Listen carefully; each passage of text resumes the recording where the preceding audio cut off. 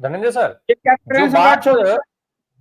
सब मैं लौट रहा हूं सकीब भाई आपके पास। जरा धनंजय सर, जरा एक चीज जरा बता दीजिए, ये सम्राट चौधरी जो कह रहे हैं, क्या ये योजनाओं में नहीं गिना जाएगा? अगर आरजेडी और महागठबंधन के पार्टियों पर मुकदमा दर्ज होगा योजनाओं का फॉर्म भराने के लिए, रजिस्ट्रेशन कराने के लिए, तो सम्राट चौधरी पर नहीं दर्ज होना चाहिए? देखिए, मैं मानता हूं कि ये सब नौटंकी है। न सम्राट चौधरी की औकात है कि मुकदमा दर्ज कराए, करा देना चाहिए। कोई भी, आप भी मुकदमा दर्ज करा सकते हैं, उसमें क्या दिक्कत है? साकेत जाकर के मुकदमा दर्ज करा दे, दर्ज हो जाएगा। लेकिन इस मुकदमे से क्या होगा? देश में मुकदमों का क्या होता है?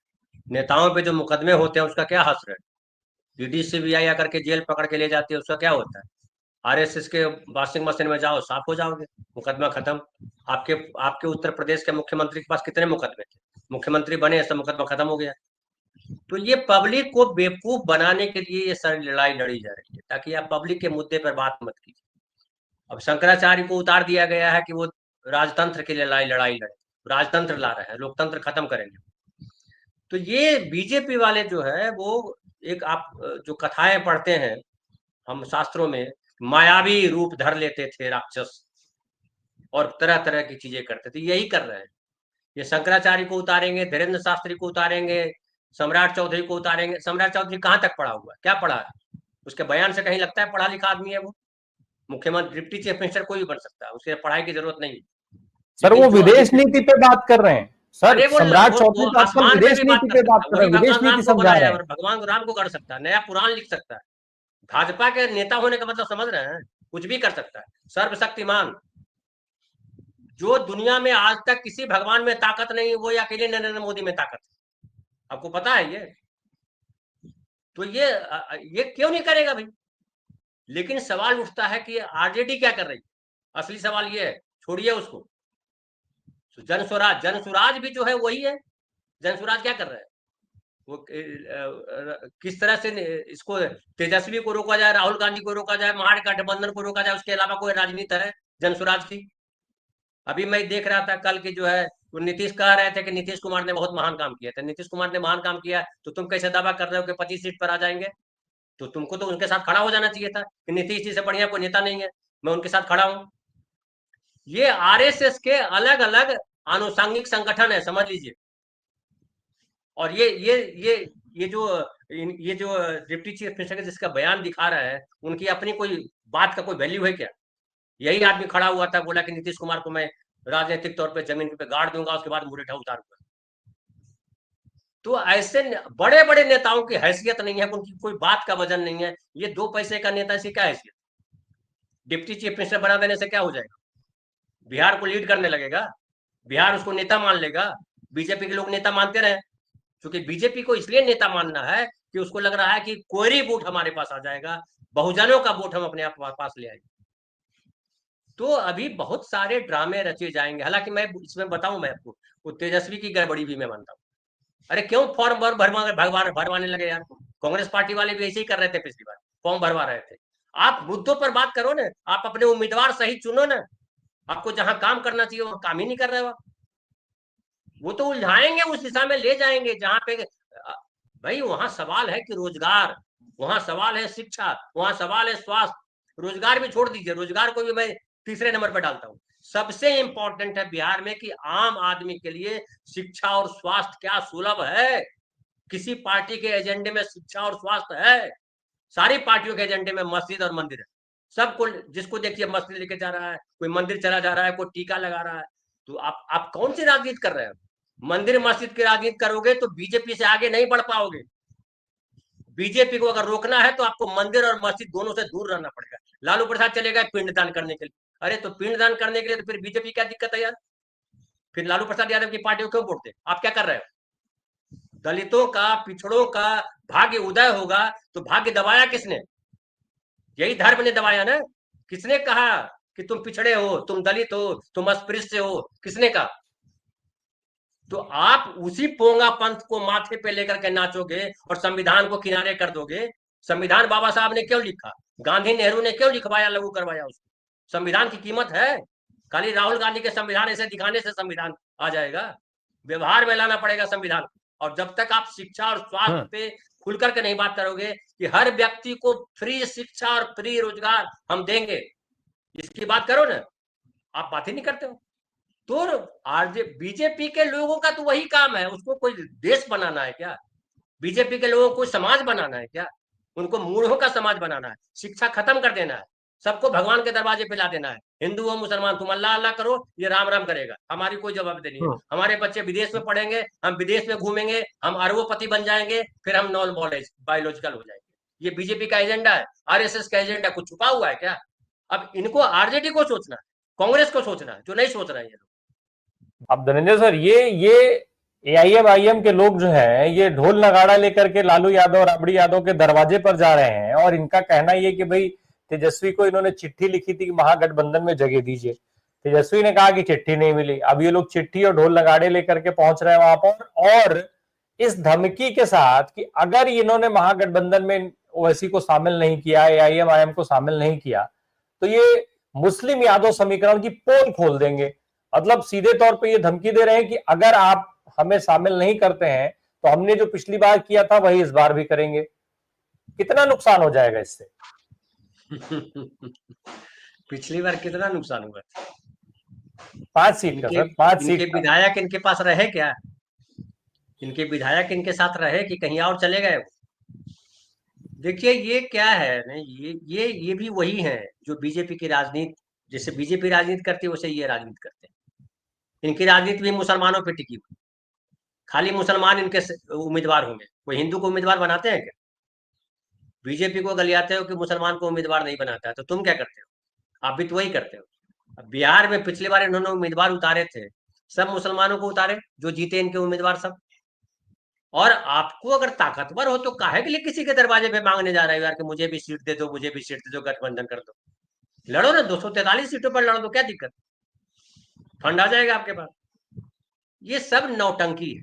इनको अगर मुसलमानों की चिंता होती तो मुसलमानों के साथ जो हुआ, बार बार बांग्लादेशी कहा जाता है, बांग्ला भाषी मुसलमानों को पीटा जाता है बांग्लादेशी कहकर, उसके लिए लड़ाई लड़ते, कहीं लड़ते दिखाई पड़े आपको? इतने मुसलमानों को ये कर दिया गया, क्या उसको बोलते हैं, मॉब लिंचिंग, कहीं लड़ते दिखाई पड़े? इनको खाली अपना मुसलमान, इनको लग रहा है कि मुसलमान का वोट बैंक राजद के पास क्यों है, कांग्रेस की तरफ क्यों रहे, मेरे पास क्यों नहीं रहे, मैं मुसलमान नेता हूं, मुसलमान मेरे साथ खड़े हो जाए।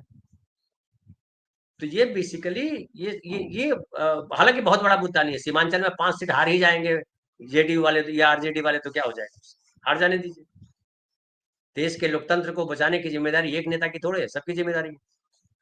लेकिन मैं कहूंगा सबसे इंपॉर्टेंट जिम्मेदारी, जो बहुत बढ़िया बात एक प्रोफेसर योगेंद्र ने कही, कि ये जो कार्यकर्ता जो पैसे पे लाए जा रहे हैं, तो सब कार्यकर्ता तो पैसे पे ही आएंगे, फिर कार्यकर्ता कहाँ बचेंगे?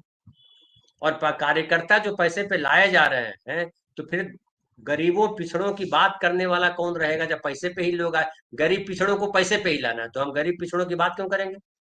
तो कई अपने सांसदों का देखा होगा बयान, उन्होंने कहा कि तुमने हमको वोट दिया है क्या? अब गांव में मैं देखता हूँ मुखिया जी बोलते हैं, सरपंच साहब बोलते हैं, अरे तुमको पैसा पे वोट दिए थे, कोई फ्री में वोट दिए थे, तो हम तुम्हारा काम फ्री में करेंगे, ये होगा? तो ये चेतना जगाने का काम क्या कोई नेता करता दिखाई पड़ रहा है? वो जनसुराज वाले नेता हो, कांग्रेस वाले नेता हो, बीजेपी वाले नेता हो, आरजेडी वाले हो, जनता दल वाले हो, किसी पार्टी के पास ये कार्यक्रम है कि आम आदमी कैसे जागरूक बने? अभी देखिए मैंने लगाया है, आप दिखाइए स्क्रीन पर, 15 तारीख को प्रधानमंत्री की सभा होने वाली है, वहां प्रधानमंत्री पहुंच रहे हैं। ये देखिए एक सीओ साहब जो है, अंचलाधिकारी जी जो है, उन्होंने चिट्ठी भेजी है, वन मनखी, है ना, वहां से चिट्ठी भेजी और क्या लिखा है, पढ़िए उसको, कि पूर्णिया आगमन के निमित्त पूर्णिया जा रहे हैं प्रधानमंत्री। कुल 200 बसों में जीविका दीदियों को सभा स्थल पर सुरक्षित ले जाने एवं वापस लाने हेतु शिक्षकों की प्रतिनियुक्ति के संबंध में उपर्युक्त विषय प्रासंगिक पत्र के संदर्भ में कहना है कि माननीय प्रधानमंत्री जी के दिनांक 15/9/25 को पूर्णिया आगमन के निमित्त कुल 200 बसों में जीविका दीदियों को सभा स्थल पर सुरक्षित ले जाने एवं वापस लाने हेतु प्रत्येक बस में एक सरकारी कर्मी के रूप में शिक्षकों की प्रतिनियुक्ति की गई है।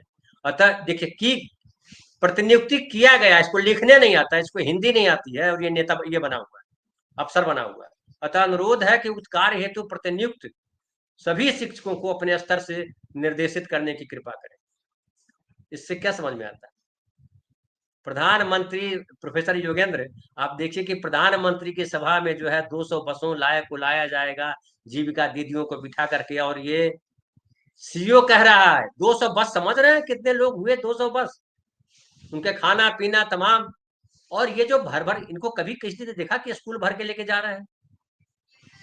प्रधानमंत्री को किसी कॉलेज में करना चाहिए प्रोग्राम और देखना चाहिए पहले बैठ करके कि इंटायर पॉलिटिकल साइंस की पढ़ाई हो रही है या पॉलिटिकल साइंस की पढ़ाई हो रही है। तो मैं कहूंगा पूरे बिहार की स्थिति बेहद भयावह है। खूब हल्ला किया जा रहा है, मैं देख रहा हूं प्रोफेसर साहब, कि ये आईआईएम खुल गए, आईआईटी खुल गए, एम्स बन गए। अरे उसकी उस एम्स की, उस आईआईएम की, उस आईआईटी की कीमत क्या है देश के स्तर पर? क्या बिहार के लोग अपने बच्चों को वहां पढ़ाना चाहते हैं? और जितनी फीस है, मैं आईआईएम को देख रहा था, बोध गया में जो खोला गया है, 10 लाख मिनिमम फीस है उसकी। कितने लोग बिहार में जो है अपने बच्चों को पढ़ाने के लिए 10 लाख रुपए देने की स्थिति में है फीस के तौर पर? तो सवाल है कि आप सब कुछ को पैसे से तौल रहे हैं, और पैसा कहाँ मिलता है? पैसा करप्शन करके मिलता है। सारे अफसर बिहार में, राम प्रकाश जी, कुछ 1-8% होंगे जो अपने संस्कार की वजह से, पूर्वजों की वजह से अभिशप्त हैं कि वो कर, नहीं भैया मुझे ये काम नहीं करना, हमारी प्रतिष्ठा खराब हो जाएगी, हमारी चेतना नहीं सहमति देती है। नहीं तो 99% अफसर जो है चोर हैं, समझ गए? और नेता भी वही है। बिना पैसा के न तो टिकट मिलता है, बिना पैसा के न तो कहीं भीड़ जमा होती है, बिना पैसा के न तो कुछ और हो रहा है। ये है बिहार की सही तस्वीर, और बिहार की जो तस्वीर है पूरे देश की यही तस्वीर है। अब फिर मैं आता हूं, क्या क्यों कोई नेता, क्यों कोई भीड़ में दौड़ रहा है? ये जो 1.5 लाख और 2 लाख जो सड़कों पर दौड़ रहे हैं लड़के, नौकरी दो, नौकरी दो, नौकरी दो, कहीं ये लड़कों को देखा कि यूनिवर्सिटी को बढ़िया बनाओ, हमको सेंट्रल यूनिवर्सिटी दो, नौकरी दो? कहां से नौकरी तुमको कौन दे देगा भाई? 2 करोड़ नौकरी दे रहे थे ना प्रधानमंत्री, वोट दिया ने 3 बार प्रधानमंत्री बनाया ना, तो मांगो नौकरी उनसे, दे रहे हैं नौकरी। और सबसे ज्यादा दिक्कत की बात है कि उसमें जो खड़े लोग हैं ना, वही हैं, मुस्लिम है, दलित हैं, पिछड़े हैं, अति पिछड़े हैं, वही नौकरी मांग रहे हैं, और उन्हीं को मंदिर भी बनाना है, उन्हीं को मस्जिद भी बनाना है। तो दोनों में से कोई एक ही चाहिए ना यार, या तो मंदिर मस्जिद ले लो, चाहे स्कूल कॉलेज और हॉस्पिटल ले लो। तुमको मंदिर, आप एक और बात मैं कहूं लास्ट आपको, कोई गांव नहीं है राम जी इस देश में जहां मंदिर नहीं है, कोई गांव नहीं है जहां मुस्लिम रहते हैं और मस्जिद नहीं है, लेकिन ढेर सारे गांव है जहां स्कूल नहीं है, जहां कॉलेज नहीं है, जहां अस्पताल नहीं है। किसी को चिंता है? चंदा करके मंदिर मस्जिद बनाते हैं, लेकिन चंदा करके स्कूल कॉलेज हॉस्पिटल नहीं बनाते। क्यों नहीं बनाते? सारे दोष नेताओं को दीजिएगा तो आप क्या झाल बजाइएगा? आपकी चेतना नहीं है। पैसा दिखाई पड़ता है कि 500 रुपया दो तो चलूंगा बस पे बैठ करके। क्या ये जीविका दीदियां क्यों विरोध नहीं करती हैं कि मुझे नहीं जाना है? ये अफसर जो है, जो जो सीईओ है, क्यों नहीं कहता है कि मैं क्यों ये आदेश जारी करूंगा, मैं इस आदेश के लिए बैठा हूं? क्योंकि उसको लगता है मेरी नौकरी खत्म कर दी जाए। तो सब मलाई खाने में लगे हैं। कोई 1,000 रुपया खा रहा है, कोई 2 रुपया खा रहा है। जैसा प्रोफेसर साहब ने एक और कहा कि सबके खाते में जो 5,000, 2,000, 200, 400 डाला जा रहा है, तो वो दिखाई पड़ रहा। हम गांव में देखते लोग, अरे कोई दिया आज तक जी, मोदी जी 5,000 रुपया दिए। अरे मोदी जी तुमसे सब कुछ छीन लिए, वो दिखाई नहीं पड़ता है। तो नहीं दिखता तो मरो। ये हालत है। पॉलिटिकल पार्टी उसी में है कि भैया हमको वोट देते हो तो ठीक हो, नहीं तो भाड़ में जाओ, हमको क्या करना है। ये स्थिति है बिहार। जी